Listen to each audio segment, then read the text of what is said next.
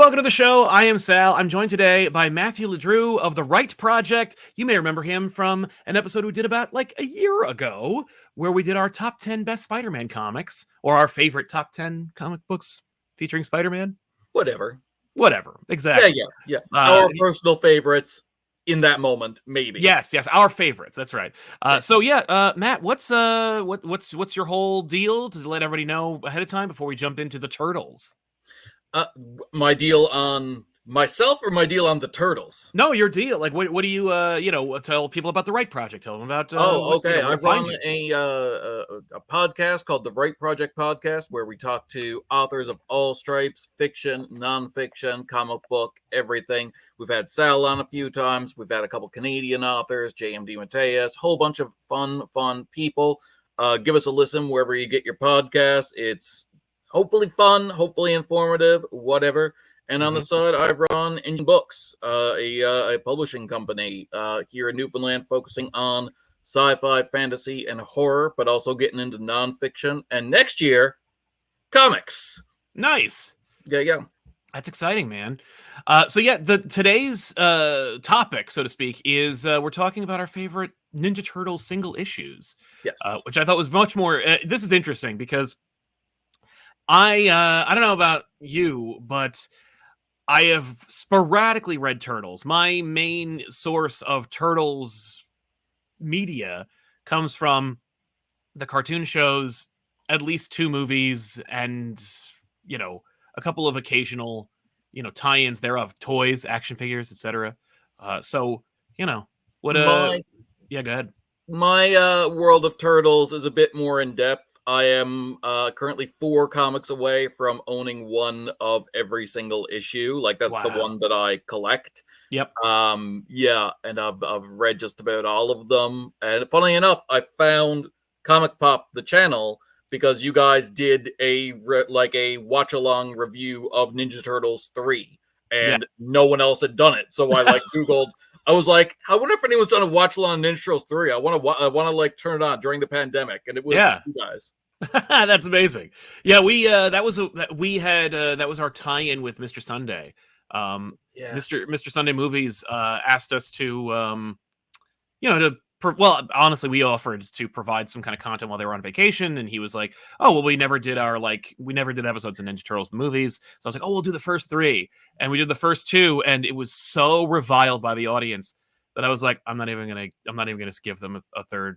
Like, I'm not gonna do it." It was rough, Like, people don't want a bigger audience. Well, there it was, and they had resoundingly said, "We don't want you," and I was like, "Right on."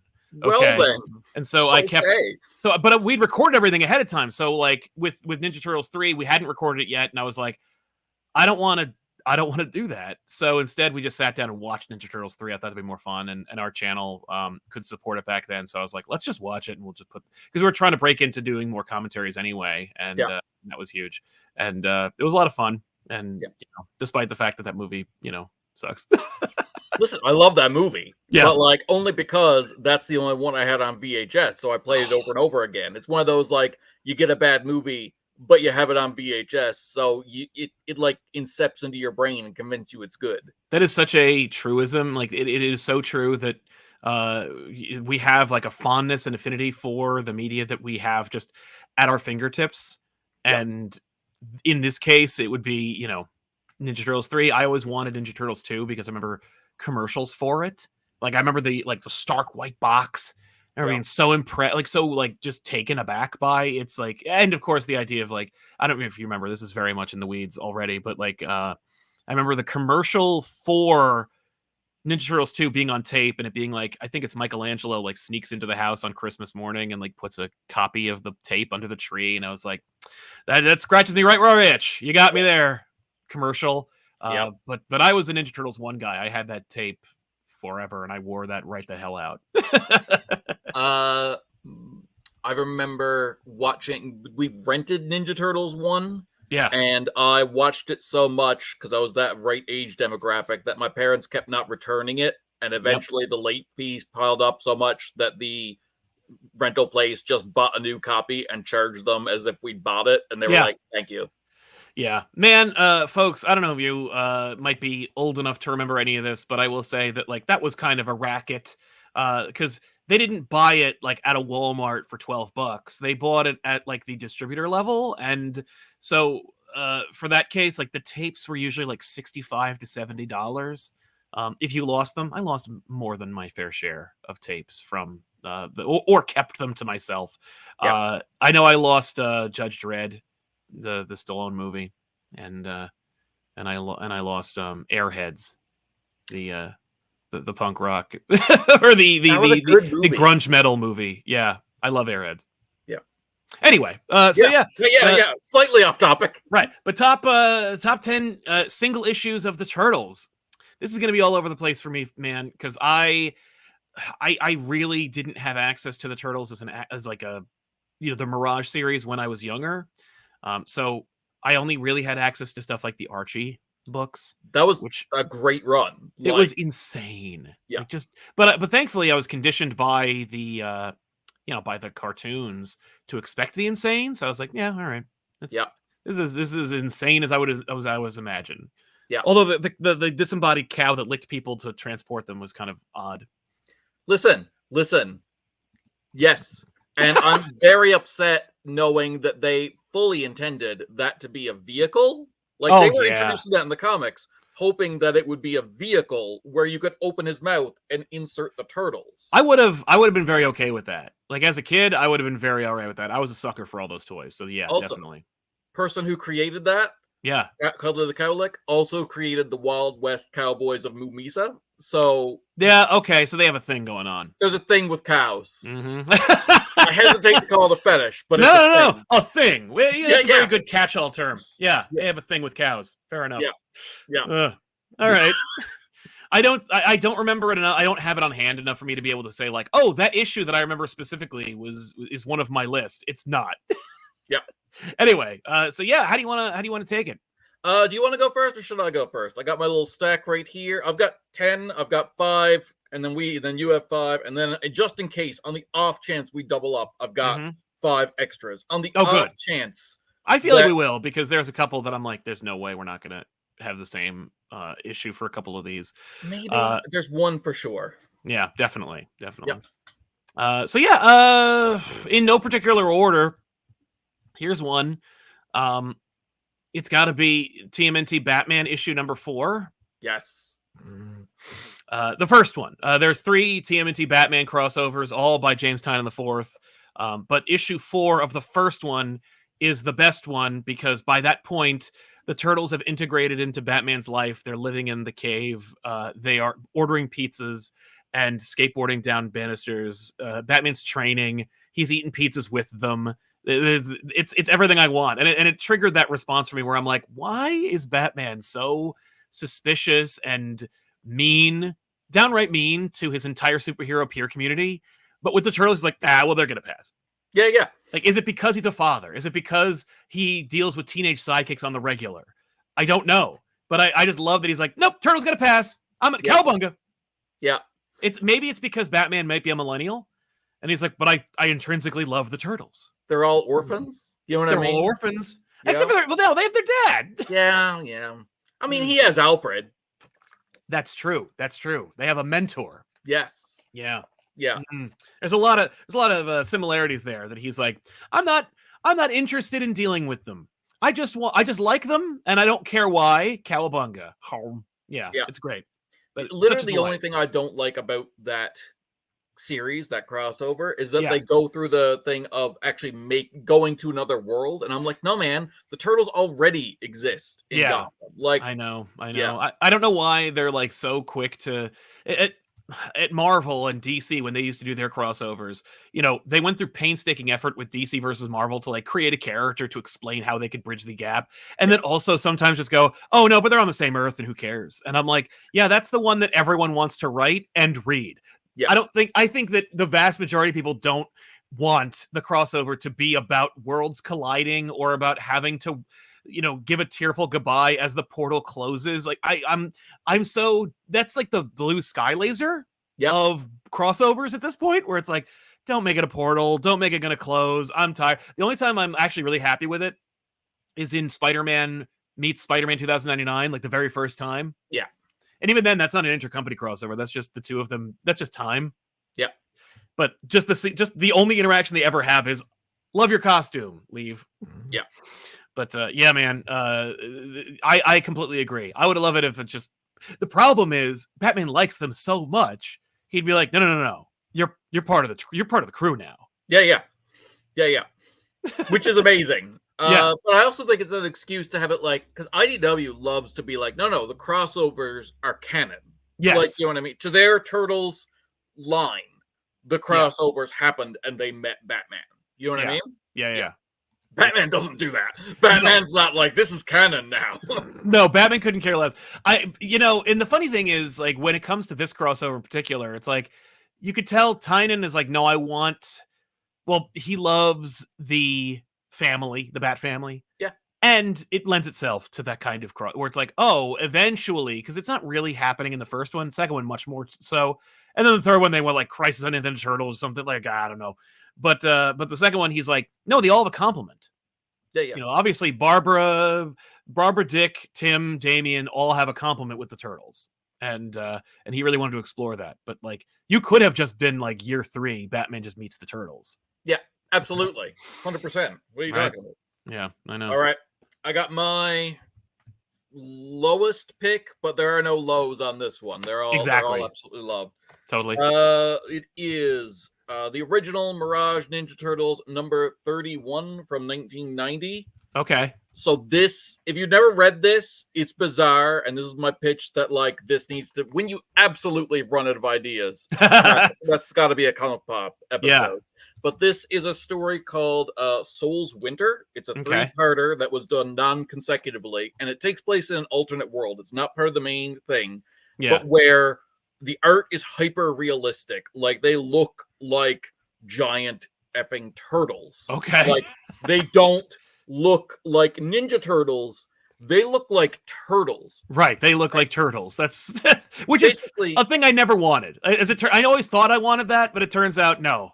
Like they all look like whichever one's a Toka or Razor. Toka. Oh yeah. Yeah. Toka. Yeah. They all look like that. There's no masks. There's no distinguishing about it. They can't speak English.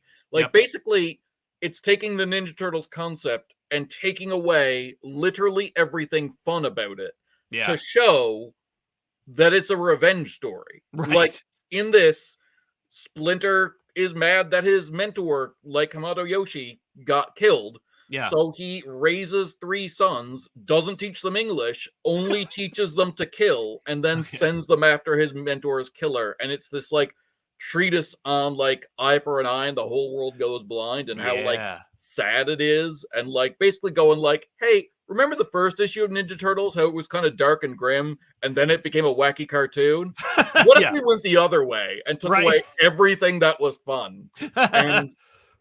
And even though I'm saying it takes away everything that's fun, it's cool. It's fun. Still cool. Well, because even if you strip away the humor of the turtles, like the concept of watching 4 giant mutant turtle monsters like doing ninja skills is still inherently dope. Yeah.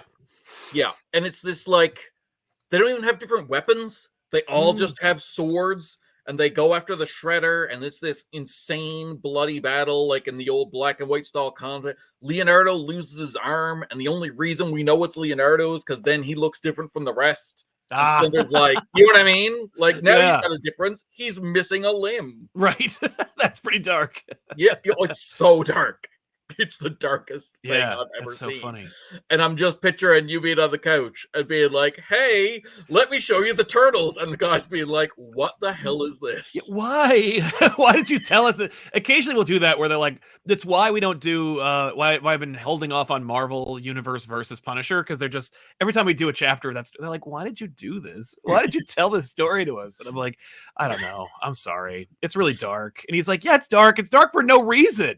Yeah. I'm like, yeah, it's fair. Yeah. Like, why do you want to hurt us? And it's like, I don't know. I'm just I'm sorry. I didn't know.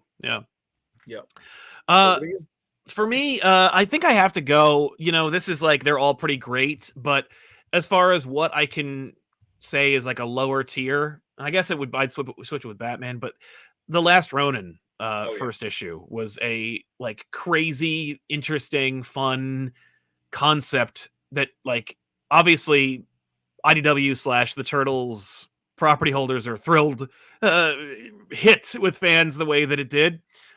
Just really nailed this concept of like returning to form, reminding people about like what maybe they don't even know because they never really read the Mirage books. Like it feels the most like a Mirage comic. Yeah. In the last 30 years. And like there's no surprise as to why. The art team, the writing, just the concept being from Eastman and Laird originally. Yeah. And the mystery angle. Everyone had their own theories. Most people were surprised, and I was. I love that. Yeah, me too. Yeah. It was so fun to see that conversation going on. I'm sure that the folks at IW were thrilled to see people like actively debating some plot point in an IDW book, especially one like this that was hitting with like everybody. And it was just, dark, self-serious, but, starring a giant Ninja Turtle. Yeah. And it started everything. Like it really kicked things off for the Turtles in a fun way where I'm like, I know that like the IDW run kind of like took the concept seriously and really went like full comics with it. Yep. But this felt like it was a like true to form, like dictum on like, here's what the direction the Turtles is going to go in. Like, I think that, there was this kind of desire to make it more family friendly. And this book kept one foot firmly in the adult or in the adolescent. Yeah. And so it's like the Turtles will never, hopefully, or at least it won't for a while, like drift away from its origins. Like it often compels itself to do based on like corporate desires. Yep. Like I can imagine, I mean, just the first meeting with Playmates / the company that produced the Ninja Turtles '84 cartoon, just being like, can we tone down this, and this? I mean, like, can we introduce a couple of wacky characters? Can we go in this direction? Easily it could have just been, nope, the Turtles are now just clowns. And there's this really weird dark chapter that was their origins, and that's it. But like the Turtles have to always like return to their origins in some way, in some like big, impactful, and typically comic book way to remind the audience, like, yes, you can have a cartoon for children, but also it can do this too. Yeah. I feel like that's what a lot of people don't get about comics in general, but definitely Turtles, where it's like, no, but like there's a Turtles for every age. Like there is a very adult version of it. Like not, no, not like, yeah, it's mature, not adult. You know what I mean? Exactly. No, it's not overt, and it's not exploitative. It's just, more mature. I gotta say, that was one of my picks. So now I've put that aside and swapped one out. That's all right. But yeah, no, it's really good, and it, like, you're right, and it got me like interested in that hook of that mystery. The only thing I can compare it to is from the late '90s, that like end of the issue Thunderbolts reveal from number 1, where it's like, oh, by the way, we're the masters of evil. I'm reading The Last Ronin. I'm going the whole way going like, is it Leonardo or is it Raphael? Mm-hmm. Never one's considering the other two. You know what I mean? Yeah. And then it's like, no, this is Michelangelo. And I'm like, pardon? All right. Yeah. Oh, that makes it even more sad. Yeah. Yeah. It's almost like they're writers and they want to do a character arc. And in retrospect, as a writer, I'm like, yeah, of course it's Michelangelo. Like, right? Yeah. No, it makes total sense. And I love it. I'm very okay with it. Yeah, absolutely. All right, over to me. Yeah. This is a weird one. I'm so sorry. Some of these, just like with the Spider-Man, are going to be like, there's a personal connection reason kind of thing. Like totally, when we did that. That's fair. This is from the Archie Adventure series, number 27 from 1991. Mm-hmm. This weird issue, I don't know if you ever read this absolute mess. I might have, because I had like a volume. Like I had like a collection of them. So there's a legend from the last time about this time that Matt LeDrew walked into a gas station, and there was a blind bag of comics, and there were 3 comics in it. Yep. One of them was Spider-Man Adjective List number 7, that really dark story from his run. One of them was Dark Old Pages from the Book of Sins, and one of them was this mess. And this is a horror comic inspired by H.P. Lovecraft that's based on also the Ninja Turtles cartoon show in the Archie line. Oh, that's awesome. Like, they go to April's doing a newscast in Innsmouth, Massachusetts, which is from like the Lovecraft books. And there's 3 mutants there, like 3 bird mutants, like a crow, an owl, and a cat. Sorry, they're not all birds. Okay. But they're all named after Lovecraft things, and they're living in this haunted house. They've been mutated by something that went into the water supply. Mm-hmm. And they capture April in this really gross thing. And they're trying to make her to drink, like the mutagen trying to mutate her. And it's this whole, like, you must drink. Yeah. Like, it is the most culty, creepy thing ever. And I love that my parents were like, Spider-Man and Ninja Turtles, these are safe for children. Absolutely. Right? And it absolutely is why I'm a horror author. Like, this was my introduction to H.P. Lovecraft. And it was in a Turtles comic. That's comic books for you. Like, that's exactly... Comic book authors are like a repressed bunch who really want to get like something out. They really want to tell their story. They're in this box and they're like, well, here we go. At the very least, I got to give you something you've never seen before. And there it is. Yeah, this copy is very well loved. It is the same copy, and I've resisted the urge to be like, let's get a cleaner copy in my collection. Like, no. Yeah. No, I need to have my torn cover is maybe not even separated from the book. Yeah. I know. I have many a copy like that. Yeah, just a mess. That's amazing. I love it. I don't really know. It was hard to find like what it was, but like when I was growing up, I was a Turtles fan, obviously. And there was a book I got that I rediscovered later and I was like, oh, cool. There it is. It was a comic book adaptation of the pilot 3 episodes of the animated series. Yep. You know what I'm talking about? I do. So there was the Ninja Turtles Adventures line, and then before that, there was a 3-issue mini series, and they basically like adapted the first season of the show, but they did it in a weird rushed order. So like issue 1 was episode 1 and half of episode 2. Yes. And they even, so like my version of those 3, I don't have original versions. I have ones because they did books on tape with them, where like the characters in the TV show like mouthed along. Yes, I had the tape version that came with the book, so you could like listen to the dialogue while that was going on. Yeah, that's what I'm talking about. So that was awesome. Okay. They came in from Random House, weirdly enough. Okay. That's amazing because that's something that like for me it you know I learned to, you know, those were my radio shows. Like I didn't listen to, you know, radio much outside of like occasionally music, and so, you know, I got to theater of the mind while also pairing it with comics. It was very mixed media comics, which I thought was fascinating, and I was also intimately familiar with the show. So I was like, well, I know what this is, but it would occasionally like stray, would occasionally like do its own thing, and the comic book was much more gritty. You know, it was much more grounded and comic book like. Also the voice acting was like, there were very odd choices they made, like Krang had a very deep voice and he was scary because clearly, you know, the voice cast just like, oh, I'm playing this monster. Okay, I got to play it like a monster as opposed to like a clown. Like Gilbert Gottfried that ate helium. Exactly. Helium. Bizarre. So that's one of those books where I'm like, I guess it's the adventures. It's just something that like really stuck with me, and it's like a well-loved that's gone. It's long gone, but it remains in my heart, and it's just where it is the bridge between the comic books and the show.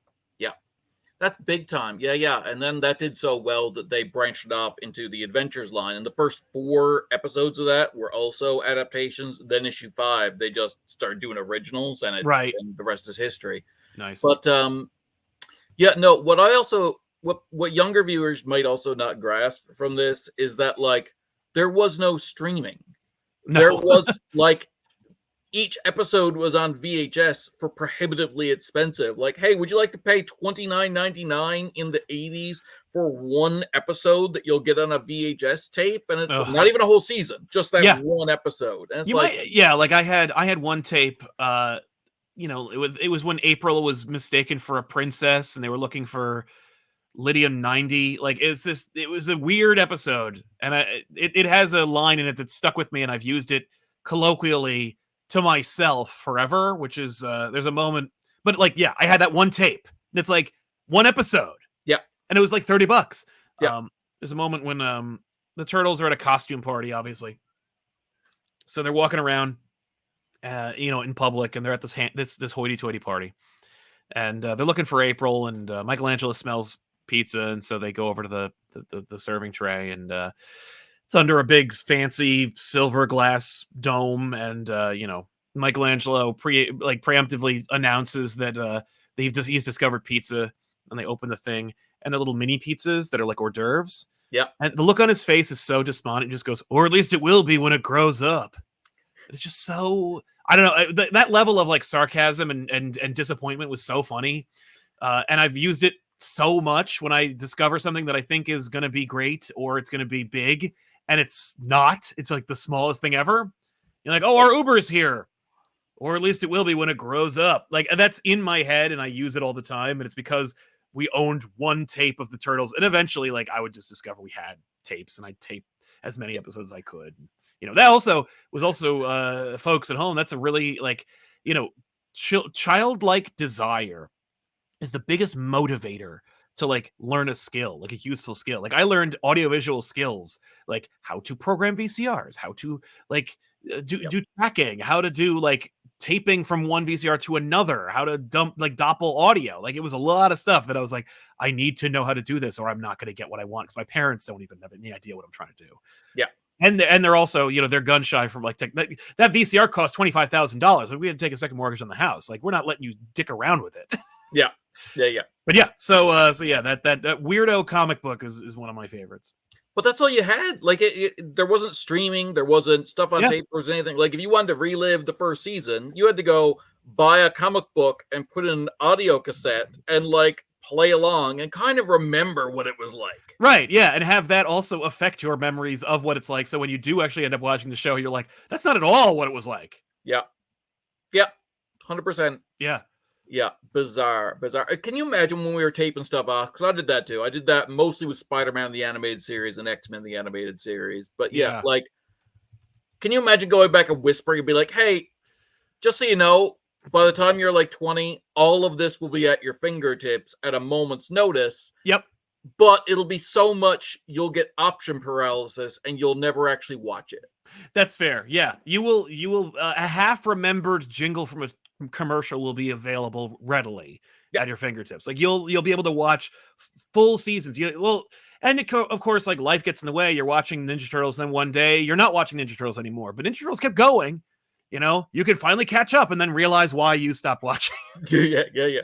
What are you telling me? You didn't watch Lord Dreg those last two seasons? Yeah, I skipped the Red Sky series big time. I actually end up watching like Turtles YouTubers tell me about it so I could go, yeah, I'm good. Like, I don't need to go into that. Have you ever watched the last episode of that show? No, I've never seen the end. Okay, tangent real quick. I'm sure people will appreciate. In the last episode, Master Splinter teaches them the final move that they need to learn to have learned every single ninja trick ever. And the final move, because they're so out of ideas, is basically just tripping up the bad guy.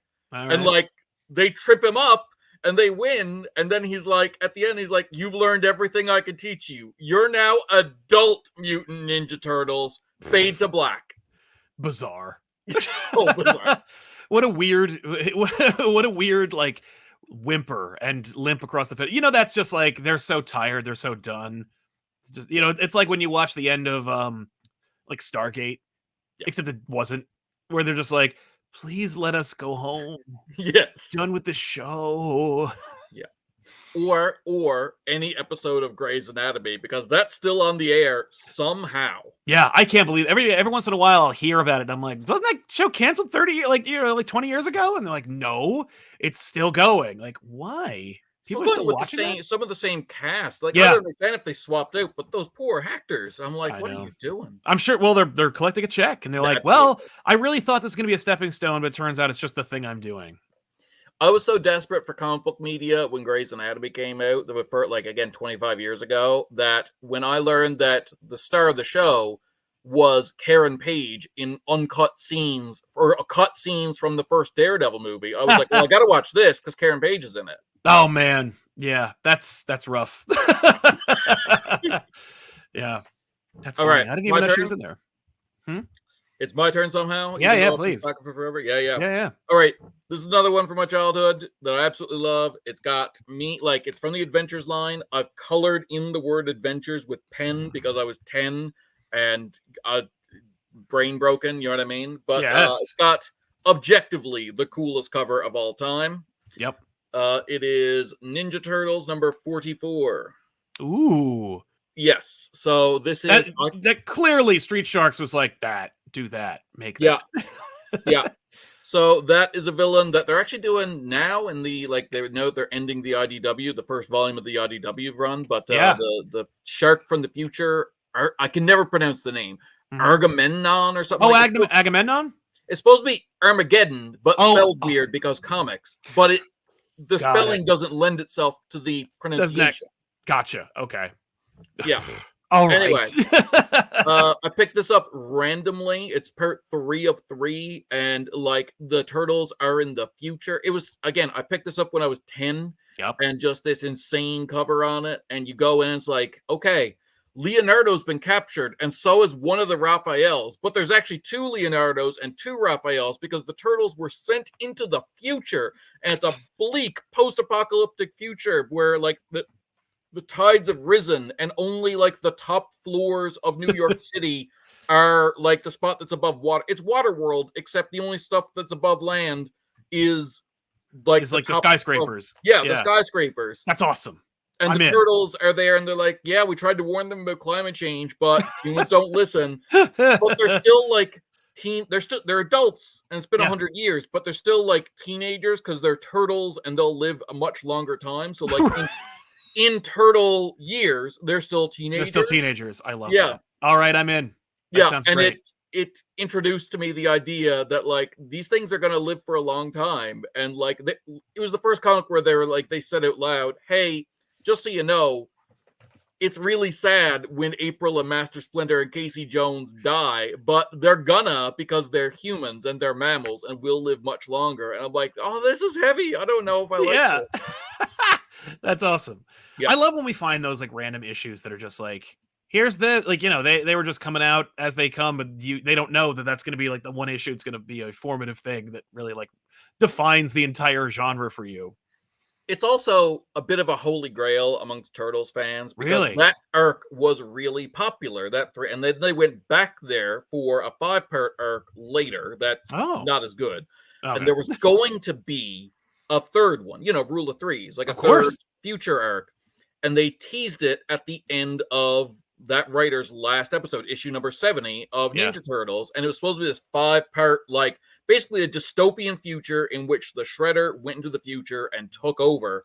And the promo of it was called Future Shock, I want to say. But anyway, that sounds right. The promo of it was so graphic that when they printed it and Archie looked at it, they literally pulled the Turtles' license. Oh my God. And the writers were like, what the hell? Like, I was going to end the series in this big 5-part thing. And Archie was like, you're not now. Yeah, now it's over. And for 30 years, Ninja Turtles fans have been, like, building up in their head how epic this would have been. Because nothing makes fans go crazy like something that was supposed to happen and didn't. That's very astute, yes. Yeah, like, it could never be as good as we built it up in our heads. 100%. And then for the 30th anniversary, 10 years ago now, they were going to publish all 5 issues as, like, got the original artist back under Mirage and do it as, like, a trade paperback, like a graphic novel. And it was supposed to come out about 2 months before the sell to Viacom, and the whole thing got scuttled. Oh, but it does exist, or is it like one of those things where they've released the first half issue of pages, and it's in the old art style, and the guy came back, and I'm like, okay, so some of this exists, and I keep, every time I write a letter to IDW, because like I'm a giant geek and I'll write fan letters every once in a while, being like, congratulations, you know what I mean? Yes. But like I'll poke him with a stick and be like, hey, you know how you finished off the Image series? Right. If only there was another series that got canceled early that you could finish. That's funny. All right. I love it. I'm gonna reach out to my contact over there and be like, hey, where is it? Yeah. Future Shock. Future Shock. He's gonna be like, no. Yeah. I guarantee it's because they're like, well, the last guys lost the license for that. I feel like the real reason is, I feel like, because right before that, the arc that happened right before that led into it, the one with the promo, was the issues where Raphael and that weird character Ninjara, like every furry's first dream, Ninjara, like were the issues where they broke up. Right. And I feel like, and in in this issue, there's the future Raphael says to past Raphael, hey, please don't break up with her. It's the worst mistake I ever made. And I feel like there was going to be a callback to this, like, hey, it's all going to make sense in this one. Totally. But I don't think they actually own the rights to that character. I think that's with another property now. So I think it might be just a rights thing. Okay. That makes sense. Which just do it and get sued, people. Like, please. How much could the lawsuit possibly be for? Right? Certainly, you'll make your money back. Just scratch my itch for me. Yeah, absolutely. I think I got to go book 10, Return to New York as my as that one. Never mind the fact that Shredder died, and then this is the Shredder resurrected. It doesn't read like that, you know, and it's one of those things where it's just awesome. It's true to form. It's the creative team, like, just firing on all cylinders. Return to New York, throwing away all the goofy space stuff and just being like, it's the Foot, it's Shredder, there's stakes. Casey Jones is now part of the crew. Yeah, he's introduced, and he's like, and he gets to fight Shredder. Like, it's really cool. It's a cool book, and it's what I think of when I think of Turtles, despite the fact that there's more space and Triceratons shenanigans than the stuff I'm thinking of, which is book 10. Yeah. Like, so much goofy crap. But yeah, there's so much that melding that, like, because from what I understand, it was like Kevin Eastman was like, no, let's do ninja stuff and revenge stories and down to earth stuff, and Peter Laird was like, aliens and sci-fi and Triceratons. Yep. And like that merging of the two is what I like the fact that you don't know what you're going to get when you pick up an issue. Totally fair. Yeah. But yeah, no, that arc and the way they adapt it in the movies, that was just perfect. Like that, like Casey Jones coming in at the last minute, one of my favorite characters. The burn down of the shop, and they all go out to Northampton, and they're just defeated. Yeah, it's so sad. They're like, we lost, and we have to lick our wounds, and we don't know if we're ever going to come back. Like, it's really cool. Yeah. It's funny. I wonder, like, I guess, because it took us a long time to get those moments, like, in movie form, but I can't even imagine being like a die-in-the-wool comic book Ninja Turtles fan, going to the movies and seeing the Ninja Turtles movie and getting that moment or that sequence and being like, that's what happened. Yeah. That's the comic book.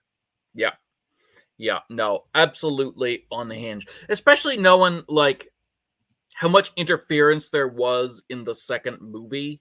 Oh, like, we were hardcore supposed to get, like the scientist from the movie who's, like, disposing the mutagen. He was supposed to be an Utrom. I know. That really kills me. Like, that would have been such a great moment, but also, as a kid, it would have baffled me. I would have been like, what?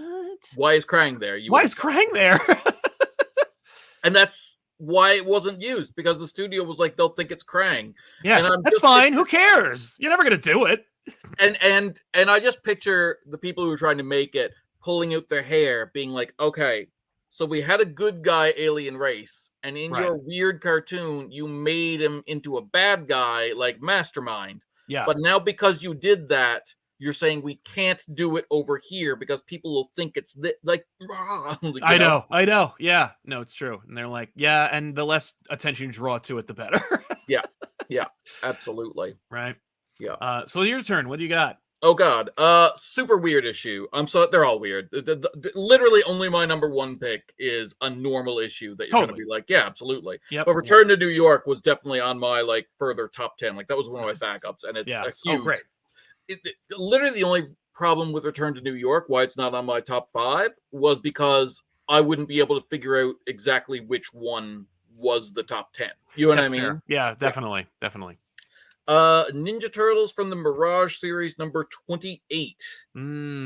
Okay. This absolute weird self-contained issue with a picture of April turning into a like a fish person on the cover.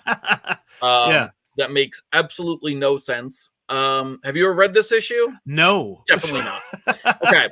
It's self-contained. It's weird. It's one of the first black and white indie comics I ever got. Like I remember just looking through and being like, "Oh, Turtles. This doesn't look quite right." And it being Yeah. like, "Oh no, this is the Turtles." Right. And like this is before the internet, so I was like, I thought I'd found a gold mine. You know what I mean? Yeah, I thought I was totally. like, what? All the original Turtles must be worth so much money. It's like, no, absolutely not. Right. Absolutely not. But this is a self-contained story, and what's about it's very simple. It's not like big action or anything like that. Takes place in the Northampton tie, so like when they're On the in farm. that period of time before Yeah. they return to New York. And Casey and April and the Turtles are just having fun floating down the river. Like they've just built a raft and are having a lazy Sunday, and they're floating down a river. And Raphael is effing pissed. Like he is Yeah. grouchy, he's angry, he's pissed. And it's the standard, like, why is Raphael angry story, which Yeah. you've seen 1,000 times in media. And it bothers me because at the end of every one, he learns to be nice. And I then know. Then he and always then he'll have regresses. Yeah. forgotten it by the next episode because we need him to be the rude guy. Yep. Yep. He doesn't learn how to be nice in this. In this, we learn why he's so angry. So they're floating in the river, and all of a sudden, like kind of like shark fins, you start to see like fins pop up, like in the water, and they're being chased by 5 mutant fish people. Okay. Like they don't speak English. It seems like they might like communicate telepathically, but there are fish people that are following them. It's like it's the first time in the Mirage series that we really see other mutants. We don't see Yeah, a like ton a of those. compliment. That's Yeah, true. yeah. And they had just passed by like a nuclear waste plant, so it's kind of implied like, oh, maybe these things mutated as well. Yeah. So there's 4 males and 1 female. And in the scuttle, like there's a miscommunication. One, they think they're attacking and they're not, and yada yada yada. Yeah. There's a scuttle, and the female dies. The female gets killed, and you see the fish people like burying their fallen sister or their whatever, and they're mourning, and it's like, and April's just like, oh my god, it's like they're aware that their race has ended now. You know what I mean? Right. And all of a sudden, it just occurs to her, like, Raphael turns and looks at her with these, like, burning effect in his eyes. And she's like, oh my God, he's angry because he's a teenager and he's starting to get, like, the hormones that are like, hey, let's reproduce. And you never will. Like, regardless of how long they live, they're going to be the last of their kind because there's no female turtle. Yeah. And I'm like, oh, that's pretty dark. That's very dark and interesting, and I like it. Yeah, that's interesting. Yeah, that's funny. Huh. Yeah. Woo. And it's almost, it's presented as like he's the only one who's woken up to that fact. Yeah, you know yeah. I mean? Everyone else is just kind of like, yeah, I have a very distinct personality trait that occupies most of my attention and thought. So, only Raphael has the rage to think about it. Yeah. And then, issue 1. Oh yeah. That's it.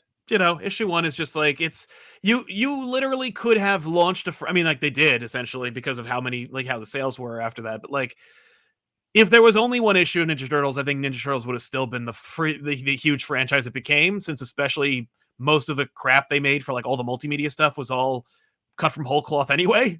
Yep. So yeah, the first issue, it's great. It's fun. It's ridiculous. It like has so much of the DNA of the show, of the movies, of the characters, of the universe from the jump. Yeah. And you're just watching like 2 kids. Well, young adults, because I think one of them was about 30. But like two young guys just throwing everything at the wall, and the book doesn't feel like overcrowded or has too many ideas. The ideas are simple. It's just that like, but you're seeing this like this purge of talent and like desire on the page. It's here's everything that I'm thinking about comic books and media and what I'm reading and what I'm watching all on the page, and yet it's still and yet unlike most artistic endeavors where you're like, here's everything I've ever wanted to say, it's not a mess. It's actually like a cohesive, believable concept Somehow. that also transcends decades. It's like, that's it. How did that happen? I don't know. It's just it's kismet. Yeah, it is legitimately perfect in a way that it shouldn't be, because even just the like mixing pot of concepts that all come together, you're like, okay, this shouldn't work. Proven by the barrage of imitators that came after who tried to copy the formula, and it just failed on its face. Right? Yeah. Oh yeah, no, and how obviously they weren't going to work. Like just all the different concepts, all the ripoffs. I don't even need to name them. It's just like I see a couple. You'll see them in dollar bins for 25 cents, and it's like it's just not going to work. Like, and because it's not about making something that fits the the syllables of Ninja Turtles. It's not about making it anthropomorphic animals. It's like this purely comics thing that these guys are doing, and it's by way of Ninja Turtles. Yeah. It's awesome.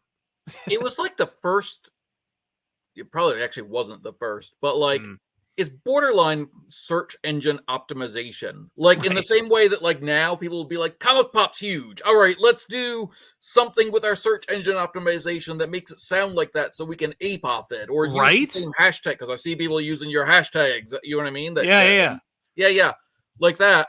But it's like the early comic, like the people who tried to copy the success of Ninja Turtles were trying to do that. Like none of the soul, just SEO. Yeah. Like, right. Just trying to ape the system as opposed to just just take what you feel in your heart and put it on the page. Yeah. Yeah. And like, there's a tiny part of me that's like, okay, who were you grifting? Because if you were grifting the comic reader, that's horrible. You know what I mean? But if this was a ploy to get the studio to buy a movie right to something that you absolutely don't care about because of the success of Ninja Turtles, I absolutely endorse that. 100%. Oh yeah. Yeah. No, it's, and I love the rags to riches story of like, we borrowed money from our uncle and like, it's just, there's so much about that. I mean, obviously, that's baggage. That's all like meta text around the book. The book itself is also just fun to read and works on its own. Yeah. Which is another like testament to itself. It's just like, wow, you really did it. Like you put your money where your mouth was, and you also succeeded. Yeah. Cool. Yeah. It is really cool. I have one from that same early run, the Too Big to Fit in My Long Box run, which if you've never seen the original, like, they can't fit in the long box. It's very annoying. I hate that. Yeah, like the we can only print one color on the cover run. Yes. Raphael, the first of the micro series, the introduction of Casey Jones, which is perfectly, you are familiar with it even if you've never read it because of the movie. It is exactly in the movie, except the one part that they absolutely never would have done in the movie, which is like, instead of just getting a bit upset and storming out and then going to the movies and meeting Casey Jones, Raphael and Michelangelo are sparring, and Michelangelo beats him. So Raphael picks up a wrench and almost beats him to death with the hammer because he's that angry. It's like, okay, I feel like we haven't figured out Raphael yet. Like, he's rude. He's not a murderer. He's psycho. Yeah. He has a temper, but it's not. He doesn't have like rage issues that are going to maybe result in someone dying. Yes. Yeah, that's funny. Yeah, but just Casey Jones is one of my favorite characters in fiction, which I gotta say, like, I love having conversations like this with you, and anytime, I'll only bug you once a year, but anytime you want to bug me, 100%, because like, well, tell me in about my world here, I have a lot of conversations with literary fiction writers. Right. And if I say to them, Casey Jones is my favorite character in literature, I don't think I'll have a job anymore, Sal. I think that's the end of my career. Well, they'd also be like, wait, you mean the railroad myth character? Like, and I'll be like, yes. Yes. And like, wow, that's really subversive. Like, you believe in this, like, you know, this slice of Americana that like defined a no, I'm talking about the psycho with the hockey mask from the cartoons and movies. Yeah, the Jason Voorhees ripoff. The guy, it's like, Punisher meets Jason Voorhees by way of Frank Miller / Eastman and Laird. Yeah, I don't like, after understanding who he was, I hate like the 84 animated series version of him, because he's just like this weird, like Clint Eastwood joke. Yeah, I'm not a fan. Also, when I say I love the character, I do love that. Obviously, this is my favorite issue. I make no bones about that classic issue of the series. But also, like in that series later on, he grows. You know what I mean? Yes, like yes. He becomes aware of what a cliche he is, and I love it because like there's a part of me that sometimes wishes that for some Marvel characters that he's based on, where it's like, hey, what if we let the Punisher grow up a tiny bit and stay grown up, like he does, you know what I mean? But it's always like, and then we reset him. Yeah. There you go. That's cool. Yeah. All right. Am I allowed, first of all? Yeah. To show you a couple of my also rans? I would love to. Yeah, definitely. Okay. Because especially the top two here, just because they are absolutely insane, and feel like I'm about to have a moment, like, you know, when the guys are on the couch and you come up with some crazy thing and they're like, what the hell? You know what I mean? And you get to bring, I feel like I'm about to do that for you. Okay. Like, I guarantee you haven't read this and don't know what it's about, but maybe I'm wrong. Yeah. From the 2000s Ninja Turtles series, the one the volume 4, number 22. Okay. Have you read this mess? No. So weird, man. You got to read that if you get a chance. This particular issue is nuts. Do you remember, because they adapted it a bunch of times, an early issue of Ninja Turtles? It was the Donatello micro series where he goes downstairs and basically Jack Kirby's there because they love Jack Kirby. Basically, Jack Kirby was April's downstairs neighbor, and he had a magic pen because there was a crystal on it. And whenever he drew a Kirby creation, it would come to life. And he and Donatello go to Kirby Crackle World through a portal that he draws, and they have to save the day. You know what I mean? Yeah. So this issue reveals that man is April's father. Oh, interesting. I love that. And that April is a drawing. Oh, no. That he, like, wanted a child and couldn't have one. So he painstakingly, instead of drawing monsters, like, drew, like, the internals and this, and, like, then he drew, like, the muscular, and he drew the skeleton, and he drew, like, every layer going up, drew the veins, drew everything so that it wouldn't fade away. Like, actually, like, painstakingly made the baby work. And then she came to life. And that's what April is. And fans hate it. Yeah, I'll bet. Because to them, the point of April is that, like, she's a normal person in the Turtles world. And this late stage issue, like, again, 2005, right before the Viacom buyout, was like, hey, by the way, she's a drawing that came to life, and she is actually a Jack Kirby drawing that was magically brought to life. You're welcome. That's something that is so in keeping with everything else. I'm like, yeah, I don't doubt it. I am shocked. That was like That's funny. like little Ninja Turtle, because they only printed like 1,000 copies of every one of those issues. Right. Like Peter Laird was just doing it for funsies. You know what I mean? And they cost like $30 an issue, and he would put one out a year, and you were just like, all right, fine, Peter. But like, I cannot express how bizarre that turn was. Yeah. Oh no, I love it. I love it now. As a kid, I would have been like, that's horrible, and I hate everything about it. I kind of love it because of like, what am I going to complain? It's like making fun of a clown. Where do you start? His floppy shoes, his big red nose. Like, where am I going to start picking at like the holes in the Turtles canon lore or what's believable? Yeah. Do I start with the fact that the turtles can wield weapons, or the fact they're capable of speech? Like, where do I begin? Where do I end? Yeah. You know, we all liked that Jack Kirby was a magic being that lived in the downstairs of April's apartment. Like, so we were okay with that. Yeah. You know, but yeah, I would have been very unhappy with it because because everybody has like a weird association with the turtles. Like, every time the turtles got weird or went off the rails for me in other media, I'd go, why are we going this far? Like, why can't we just be about ninjas and the Foot Clans and stuff? And it's like, that's such a small chapter in the ongoing saga that is who these guys are. It's like, it's just about where your like jumping on and jumping off point was on this franchise. Like, I was also completely and perfectly capable of accepting and embracing the menagerie of mutants that were introduced in the action figure line.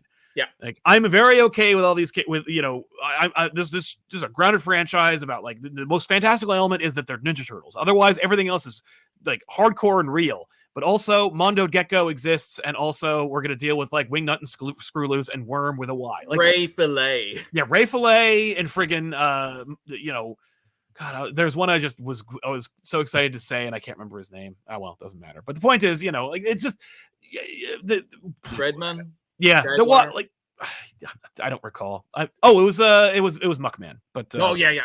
Okay, but the cowhead is the tip. Like, that one was that was a reach. It was always the cowhead is always a reach for me. Cuddly the Cowlick was his name. Thank you. Yeah, I remember the cowlick being a thing, and I like that. It's like, no, cowlick is like what your hair does, but also the cow has to lick you in order to take you. That's why he's called that, because when he licks you, it makes your hair do a cowlick. Yes, that's right. Oh my god. And the other one, just because it's so weird, from that didn't make it into the top 10. So when Archie lost the license for being too dark, they had 5 issues left to their run. They were contractually obligated to make 5 issues, and 2 of them, the last 2 of the main line, were just like backup stories from like how the Ninja Turtles got their weapons that are like horrible. Like, what if the Turtles were, I think they were supposed to be backups in an annual, and they were like, here. Also some reprints. But then for the last 3 issues, they did a little mini series to actually end off the franchise. Not with the original writer, but like, and the last issue of that actually does a pretty decent job of ending it off, kind of thing. But the writer of it is what's notable, because it's one of the earliest works of Mr. Dan Slott. What? Yeah. Oh, that's funny. Yeah, super early work of Dan Slott, and he's written, there's a framing narrative in the story. So basically, like, this child is in bed and wants to be told a bedtime story, and human Master Splinter comes in and tells him the bedtime story, and it's the last turtle story. Okay. And yeah, by the end of the story, by this point, Michelangelo's been demutated into a baby turtle. Okay. And Master Splinter's been turned back into Hamato Yoshi. Like, because in the cartoon, he was a human first and not a rat first. Yeah. Yep. And they're fighting the Shredder. It's this big epic climactic thing, and then there's this like cliffhanger, like, oh my god, will we be able to turn Michelangelo back? And like, then you cut to like the framing narrative again, and the little kid in the bed is like, well, did they win? And then he sits up, and it's Michelangelo. Oh, and it turns out he was sick from being remutated, and like, you know what I mean? And they were taking care of him. And Master Splinter is starting to grow hair again. And he's being turning back into a rat. And it's just this very sweet moment that I read when I was a child that was wonderful to end off the series, where Michelangelo's like, is that really the last Ninja Turtles story? And Splinter's like, yes, but I'm sure there will be more. Like, it's last as in the most latest. It's our last. Yeah. Certainly for us. Yeah. That's funny. All right. I'd love that. Man, it's interesting. I never knew that Dan Slott like worked on the Turtles in any capacity. That's fun. It's fun, weird, bizarre, like meant to end off the Adventures run, but doesn't really, like referencing stuff that never happened in it, and is clearly meant to be kind of its own thing. You know what I mean? Yeah. That's cool. I love that. Yeah, it was fun. It was early good stuff from him. Yeah. Before Spider-Man, and Uh-huh. whatever the heck that was. Yeah, or Powdered Toast Man, because he wrote that Ren and Stimpy book. Yes, and I'm so mad at myself because when I purged my Ninja Turtles collection, or my comic collection, except for Ninja Turtles, I should say, Yeah. I got rid of that one issue of Ren and Stimpy, but Mhm. that it was the one with Spider-Man in it. Yeah. Which technically is the first Dan Slott written Spider-Man, and That's now right. sells for gangbusters online. Does it really? I have a couple of Yes. copies of that. And I'm like, how was I supposed to know that Right. this one joke issue of the Ren and Stimpy like tie-in comic that happened to be Spider-Man would have done well? Yeah. Yeah. Absolute insanity. Right. Yeah, so those are my my big ones. There you They're have all weird. They're all super weird. I'm Yes. sorry. I love it when the Turtles do something absolutely bananas Yeah. crazy. Yeah. As you can tell on my end, it's like I like when the turtles go like fit into the mold I put them in when I first discovered them. But I appreciate like how versatile that franchise is and how these characters can be all things to all people and yet also in no way violate what they are, unless you're talking about that image run, which of course neither of us mentioned at all. No, weird, right? How that one wasn't in there. Yeah, I almost include stuff like, if we're being honest about the one I read the most when I was a kid, it was the adaptation of the first movie. Yes. Yeah. Yeah. Like those ones, for the same reason that you read the adaptation of the first three with the audio cassette. You know what I mean? Exactly. But like, at what point am I saying my favorite comic is the movie? You know what I mean? Right. Just watching the movie. Yeah, I'd rather watch that anyway. But I should mention that the IDW series, because we didn't really mention too many of those at all, is great. And it's just like I didn't really have like a favorite issue that like stands out to me the way that these other ones did, but that series overall is great. I got one if you want it. Oh yeah, let's hear it. All right. This one, late in the run. Yeah. So number 127, just like with Last Ronin, it's a major shock ending for me when Venus de Milo shows up.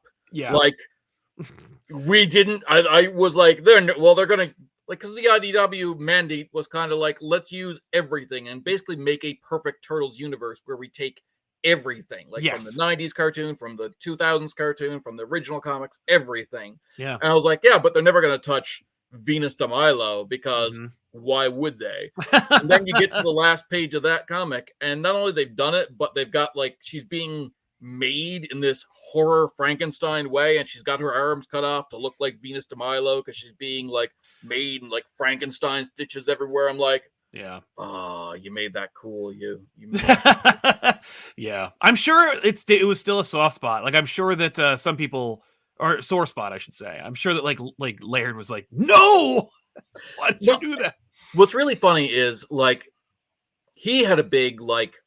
Actually, the reason that the April Fishhead episode, like on Laird's official "What is Canon," yes, that one's not there. Oh. like because they let people do weird stuff with the comics, like all the time. Let's just do a fill-in issue, even though that one should fit into canon. Yeah. It's not canon because there are other mutants. And in the Mirage timeline, Laird had this like, no, the Turtles are the only mutants thing, and also there are no girl mutants, specifically because of that thing, not because he's like sexist or anything, but because it's like, no. We have to make it so the Turtles can't reproduce because that's part of their pathos. You know what I mean? Yeah, I gotcha. Mm-hmm. Yeah, and so in the IDW series, late into it, past issue 100, they introduced 2 female Turtles, and the way they kind of got around it, like have their cake and eat it too, is that one is a human that transformed into a turtle. Right. So it's like, they don't say it, but it's like, okay, these are turtles that look like humans. This is a human that mutated into a turtle. They're incompatible. And this one is like made up like Frankenstein together. So it's almost like they're being like, how can we have a female turtle without having a female? Without breaking this weird cardinal rule that we have over our heads. Yeah. Yeah. Interesting. Yeah. Well, so there you go. I love that. I love that, like how different and versatile and like it's emblematic of the franchise in general. Yes. Absolutely. This is really fun, Zal. Thank you so much. Oh, my pleasure. Thank you for being here, man. Thank you for the idea. I hope my picks were not too weird and esoteric. I can't wait to see in the comments, comment your favorite turtles, and I will definitely, because I've responded to every single thing from the last one. Yeah, please do, definitely. Driving engagement like a crazy person. Yeah, please, folks, like, share your favorite. We would love to hear it, because I would like to see where, you know, what side do you lie on? Are you a more grounded, or are you more ridiculous and fantastical? There's no wrong answers either, which is a really fun situation. And my to be defense, not that I need a defense, but No, like, yeah. I love all the ones that you suggested. I feel like there's this thing where, like, you know, a movie reviewer, when they've seen too many, and so they need something really weird to like shock them, be like, oh, this is awesome. But the general public's like, this is weird. Yep. But like, I feel like with Turtles, that's me. Like, I've read them all, so I'm like, I need something weird to like shock me out of it. Like, April's a drawing now. Yeah. In order to be like, okay, now I can recalibrate. Yeah, I love that. That's great. All right, before we go, I want to ask, can I shill something? Please, I wish you would, yeah. All right. I have here, from my publishing company, we're starting to get into nonfiction. We have Off Panel, a history of comic books that are produced in Newfoundland by Elizabeth Whitten, one of which is an author named Andrew Hawthorne, who did write an issue of the Mirage Ninja Turtles. Oh, wow. But yeah, it's a weird history of all of the indie comics creators that have ever come from our weird little island province. That's odd and that's super weird, but it's fun and it's a fun book. And I'm really into like looking up all the different local history. I wish there were more local histories of comics, like a nonfiction book, all the comic authors that came from Utah, all the comic authors that came from Minnesota, whatever, you know what I mean? Totally. Yeah. So I'll slide you that. I don't know if you want to slide that into the show notes, like in the little, like, check out this weird stuff, you know what I mean? Yeah, happy to. Perfect. Bless your soul. That's over there in the side. Excellent. And yeah, thank you so much, Sal, for letting me on. No problem. Thanks for being here, man. And we'll see you guys next time here in Absolutely. this channel. So long, everybody.